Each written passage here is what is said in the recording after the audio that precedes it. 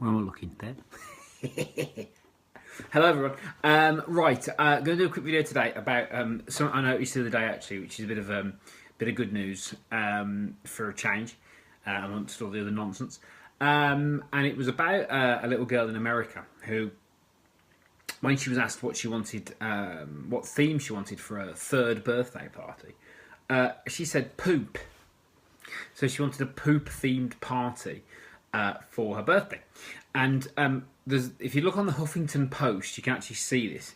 And it shows, like, they were playing pin the poop on the toilet, and there was like the emoji poop cushions, and a mum was dressed as a big turd. And this actually happened, Huffington Post. Have a look at it. And it was quite interesting, actually. And when the mother was talking about it, she said, well, some people we thought might be a little bit, a little bit offended, a little bit worried, but actually they found it quite funny, because of course, if your child asks you for a poop party, that could, worry a couple of people, could get like, the classic offended or even sort of triggered by it, and the mother went on to speak about the fact that how this child's very much her own person, and how confident she is as a child. To be able to ask for that sort of thing is a bit of fun, and say that's what she wanted, because in the end everybody was happy. And obviously then when parents sort of freak out about things like that, or similar to that, which are fairly harmless things, all they do is create kind of a disconnect. So it was quite interesting actually to see this thing about her confidence for asking for that at the age of 3. And the mother said, I hope she keeps that confidence. And the thing that for me was the main thing was this emphasis on confidence, on actually the confidence that she had to ask for that sort of thing, and how it's funny how in reality how that confidence over time with people gets eroded, that ability to be themselves, to ask for things that they want, and to actually do things they enjoy. That confidence over time wears away. Because we all start out with this curiosity and this stuff that we enjoy doing, and then some people eventually over time, that confidence and that ability to ask for things and be yourself gets worn away. And obviously I'm aware of the irony with this, but with social media particularly, it's becoming more and more prominent, just because there's this online identity is not reality, so it's quite confusing. So people don't know who they are, and people try and get constant validation. They try and get constant justification for things rather than just being themselves, because that's all this little girl did. She was herself, and she goes, I want this shit party, basically. She's great. So the question I suppose for most people is, where are you lacking confidence? What is it that you'd perhaps want to do if you had a bit more confidence in yourself? Because the thing is with confidence is we're given it as children because we don't know any different, so we just want to do stuff and find out and be curious.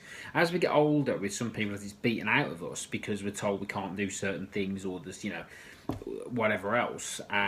What happens is we lose the ability to do things and to ask for things and to be a bit curious. And without curiosity, you don't do anything. Without curiosity, like that childlike curiosity, you never actually do anything. And without doing anything physically, you don't build confidence. You don't build confidence unless you do stuff. Like I've had people say to me in the past, I'll come back when my confidence is higher. Whereas actually, that's sort of backward, because you need to do the thing to build the confidence. And when you're a kid, you've got no reference points. You normally just try anything and just be curious. So there's a lot of lessons that can be taken from this, and I think which is really, really important about this whole thing about the ability to be yourself. And the ability to be yourself will then help you to be more confident, because then you start to do things that you want to do rather than what you think everybody else wants you to do, rather than what you think the world wants you to do. You start doing all these things that you actually want to do, and when you start doing these things you want to do, well, guess what? You then start to become more confident, because you're doing stuff and it's in line with what you want rather than what you think everybody else wants of you. And that's the difference really with this, and that's why it's such a great story. So if you get a chance to check it out, Huffington Post, the poop party girl, it's really, really, really interesting, and it's really going to teach you a lot about confidence and the difference between confidence and competence. Confidence comes from asking for stuff, being yourself, and doing the things that you want to do. Yeah.